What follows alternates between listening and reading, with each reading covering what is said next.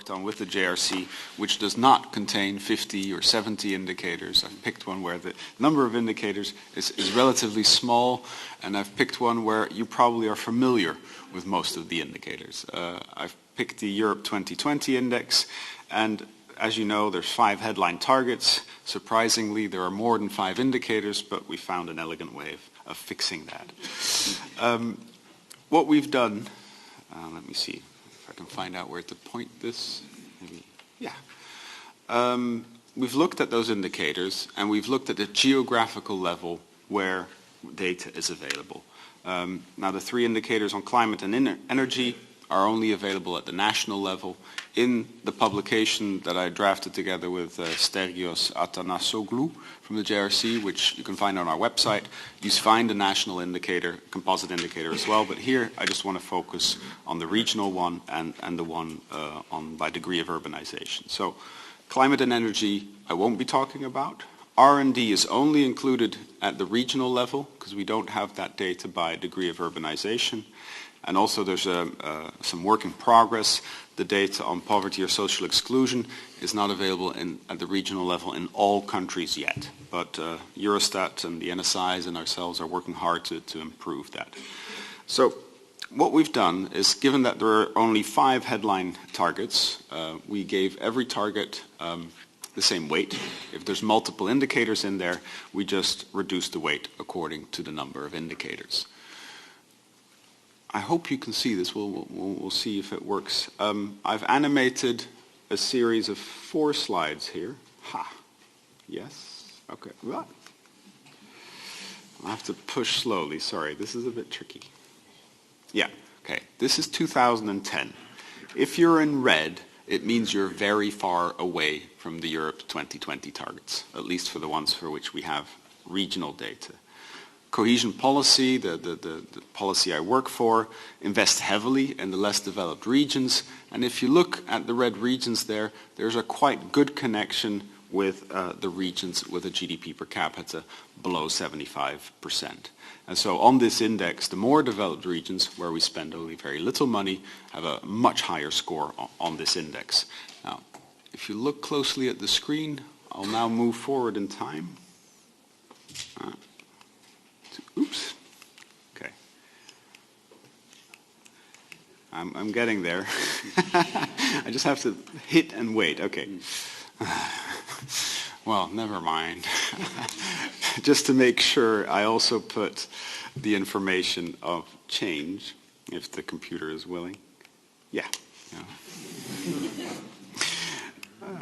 Well, it makes me feel a little bit incompetent, but hey. Maybe somebody can just take over with the button, because this doesn't seem to work. Back. No, that's forward. Back? Yes. Okay, let's stop there. Okay, so what has changed since 2010? We haven't gotten closer to the Europe 2020 targets everywhere, unfortunately. The crisis has definitely made it harder, in particular for the employment rate and the at-risk of poverty or social exclusion. And as you can see on the map, you can see dark red bits in Greece, virtually every region in Cyprus, and also in parts of southern Spain. So that's, say, the bad news. But the Baltics and Ireland, who were also hit heavily by the crisis, have bounced back, and at least on this index you don't see the impact as clearly anymore, and they've made quite a bit of progress to those indicators on innovation, employment, education, and poverty reduction. Next slide, please. This is a different visualization, a bit hard to see on the big screen, but we have the capital regions identified in red. This is quite useful to do in the sense that the capital regions are usually very atypical. In most countries they score better, and if you look on the right-hand side where you see the Central and Eastern member states, they often score much better. For example, Bucharest scores as well as, say, Luxembourg does on this particular index. But the rest of the country scores much more poorly. Brussels region also stands out, but not for the necessarily good reasons. The poverty and employment rates in Brussels are relatively poor, in the sense that a lot of people who work here don't live here, and the people who live here unfortunately don't always have the opportunity to work. So this makes it a bit difficult. But it highlights the fact that if you're going to try and address these issues and trying to make progress towards these targets, the diversity within a country would imply that a simple one-size-fits-all policy might not be the most appropriate for the EU. Next slide, please. Here we get into a different way of looking at the world. It's called the degree of urbanization. And so we've chopped up every country, together with Eurostat, into three types of municipalities. The red bubbles, usually the top ones, are called cities. The intermediate ones are called towns and suburbs. And the bottom ones are called rural areas. This is the situation in 2010. Again, it's the Europe 2020 index, but with the difference that we don't include R&D and innovation. If you now click once, you'll see 2011. If you click again, you see 2012, and 2013, and 2014. So you clearly can see a dip in the beginning, but in the more recent years, things have started to improve. Education was more spurred by the crisis, in the sense that there was very little attractive employment opportunities, so more people finished their university degree, more people stayed in school, which helps the progress to this target. But also, as we slowly climb out of this crisis, we see an improvement over time.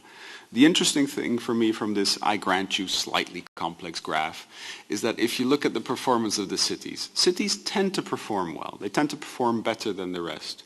But the biggest gaps are in the less developed countries. In the countries with a low GDP per capita, the rural areas score much more poorly on this particular index. It's because they tend to have higher poverty rates, lower unemployment rates, and the people with a tertiary education either get it and leave or leave to get it somewhere else. And so you can see in Bulgaria, in Romania, but also in Greece and Italy and Spain, the rural areas scoring very poorly on this front. So if we want to make progress towards this target, we need to think about a more differentiated way about how these things have changed over time. Next slide, please.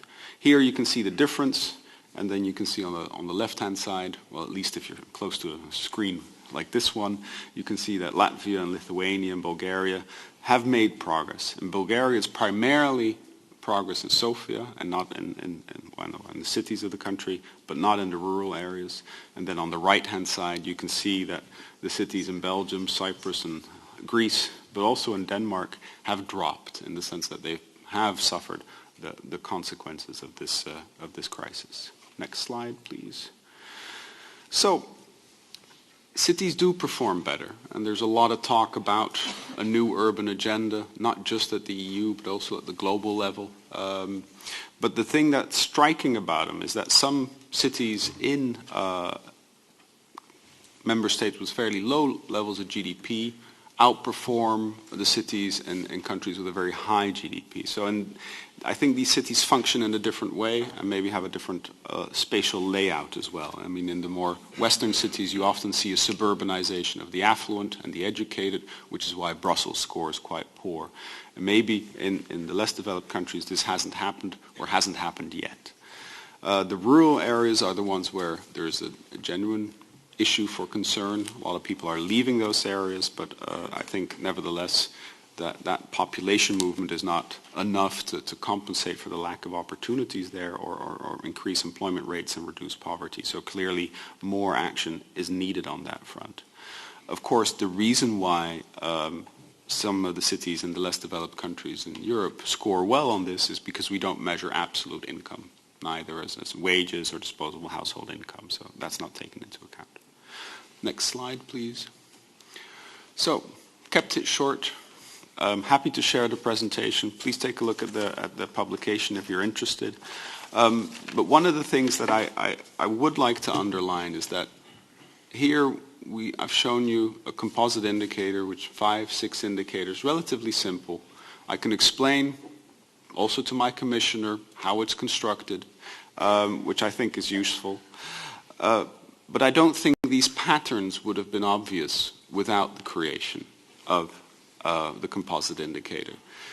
Here, you can still kind of persuade people to look at the individual indicators. If I tell somebody, hey, let's look at these 5 really important indicators, they won't right away say no. But if I say to somebody, hey, let's look at these 60 really interesting indicators, I start to lose my audience. So we have just finished a draft social progress index where we included 50 indicators. Now, I don't think anybody would really be interested in looking at those 50 indicators individually, but the composite indicator can help raise interest in that set. And once they see their performance, they are more interested in trying to find out, so what's behind it? And that's where the scorecards come in very useful. And so in a way, I think I have described, only half-jokingly, a composite indicator as a gateway drug. It allows you to enter another world, and once you've tried it, you kind of want to explore what's in there a little bit more. And so, in a way, I think especially the composite indicators, which cover a large number of data points, can really facilitate that. And in this data deluge, you need to have simplifiers, simple messages that then draw people in to try and see the really interesting patterns in there. As I had the pleasure of preparing Nicholas Martin's presentation, I looked up some of the data available on Eurostat, and I realized that Eurostat publishes 7,000 regional health indicators. So if I tell somebody, well, let's look at those 7, that's not going to work. So you really need a reasoned and a tested and a robust way of selecting the best indicators and combining them to tell a story and then say, well, if my health is low, is it because of infant mortality? Is it because my cancer mortality rates are high? Is it because of the age composition of my population, et cetera, et cetera? But it's usually those headlines that really provoke the follow-up questions, and those are important. For this particular piece of work, it really has been very useful for RDG. We had the predecessor, the Lisbon Index, which we used in our strategic documents and our management plans. Also, this one is used there because we so clearly can see what the less developed regions still need to do to catch up. So in a way, it was reassuring that when we say cohesion policy invests all of its funding to support the Europe 2020 strategy, that the distance to these targets kind of backed us up, and it wasn't just an empty claim. I do think that the different spatial patterns imply that we need to differentiate our policy. I always say you don't solve low employment rates in downtown Brussels the same way you do as in rural Romania. I mean, the opportunities, the problems, the obstacles are radically different, and so you really need to take that into account. And I think this is a very useful way of presenting that. With this, I wanted to stop, but happy to answer any questions after the presentation. Thank you.